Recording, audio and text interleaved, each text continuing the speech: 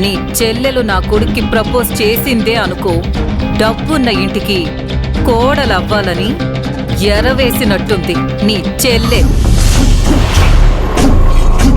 అంటే ఎటొచ్చి నా చెల్లెలదే తప్పంటారా? నా కొడుకు కూడా నీ చెల్లెల్ని ప్రేమించి పెద్ద తప్పు చేశాడు. నేను అలా అనలేదు రాజేశ్వరి గారు.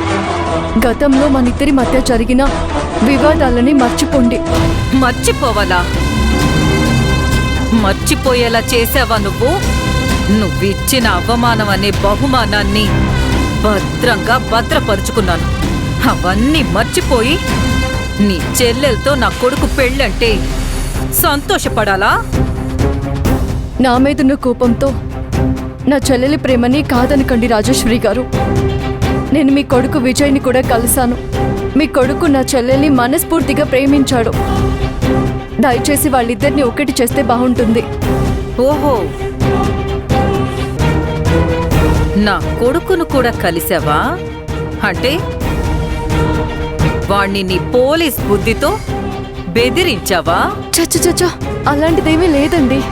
నువ్వే ఇలా ఉన్నావంటే అది నీ తోడబుట్టిన చెల్లెలు. అది కూడా నీలానే ఉంటుంది. నా చెల్లెలు నాలాగా ఆవేశపడే అమ్మాయి కాదు. చాలా మంచిది అమాయకురాలు.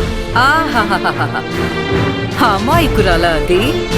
ఆమె పేరా అది లెక్క నువ్విచ్చిన బిరుదా?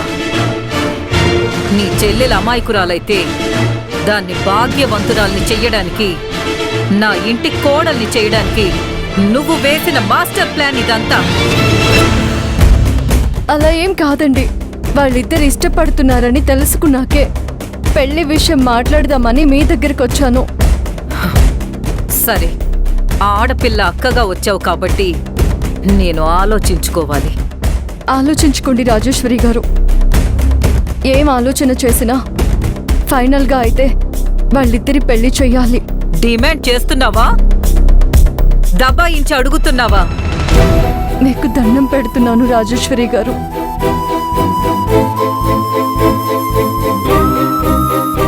అయితే ఒక పని చెయ్యి. నేను నీకొకటి చూపిస్తాను. అది చూసిన తర్వాత కూడా నీ చెల్లెల్ని నా కొడుక్కి ఇవ్వాలి అనుకుంటే అప్పుడు ఆలోచిస్తాను. చెప్పండి రాజేశ్వరి గారు, ఏం చేయమంటారు? మేడం, తీసుకురా. అలాగే మేడం. తెచ్చాను మేడం. తనకివ్వు.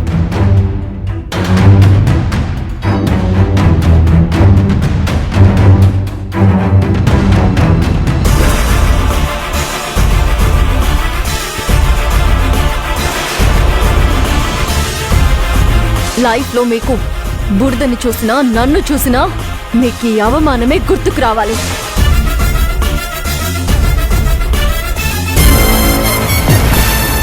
నా పగని ఎంత భద్రంగా దాచుకున్నానో చూసావా? అంత అవమానాన్ని ఎలా మర్చిపోగలను?